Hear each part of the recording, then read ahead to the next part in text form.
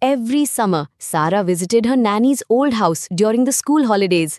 It was a quiet, warm place filled with old furniture, dusty corners, and the sweet smell of cardamom tea. But what made it magical were Nani's stories. Every evening, without fail, she would sit beside Sarah and share tales from her childhood, from history, or of magical places that didn't seem real. This time, however, Sarah was feeling a little bored. She sighed and said, Nani, your stories are lovely, but they always stay the same. Don't you have something more exciting? Nani looked at her with a spark in her eyes and said, Then today, you won't just listen to a story, you will live one. Nani took Sarah by the hand and led her to the old storage room. In the corner sat a huge iron trunk, dusty, rusted, and covered with old stickers from forgotten times. But something about it shimmered in the dim light. This, said Nani, is my flying trunk. It takes you not to places, but to moments. Sarah laughed. Nani, it's just a box. But Nani whispered, Close your eyes and imagine. Sarah hesitated, but did as told. As soon as she closed her eyes, she felt the ground shake. The trunk began to rumble, then rise into the air, and then whoosh! It was flying. When Sarah opened her eyes, she was no longer in Nani's house. She stood in a crowded street filled with people waving flags, shouting slogans of freedom. It was 1947, the year of independence. She saw joy, tears, and pride on every face. A little girl beside her said, Freedom is not just celebration, it's responsibility too. Sarah felt something stir inside her. She realized that history isn't just dates and facts, it's pain, sacrifice, and dreams, all alive in people's hearts.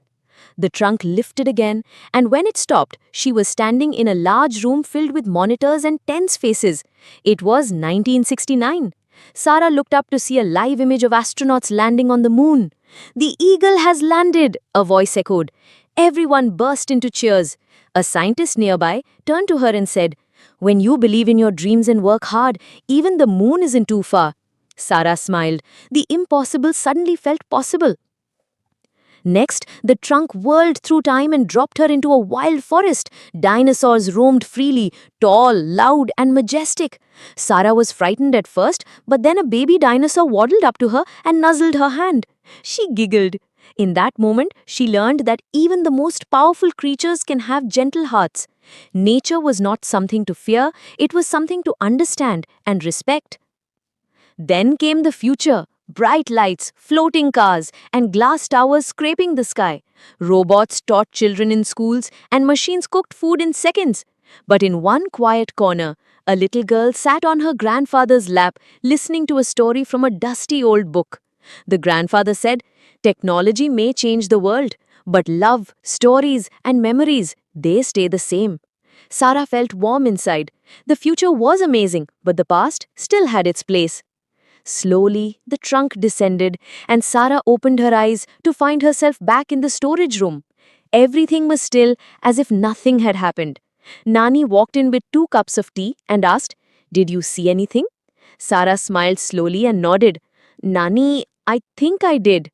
Nani just winked and said, Then that's enough. Some stories aren't meant to be told, they're meant to be felt. That night, for the first time, Sarah wrote her own story in her journal. She had not just listened to history, she had touched it, felt it, and lived it. And somewhere deep inside, she knew this was only the beginning.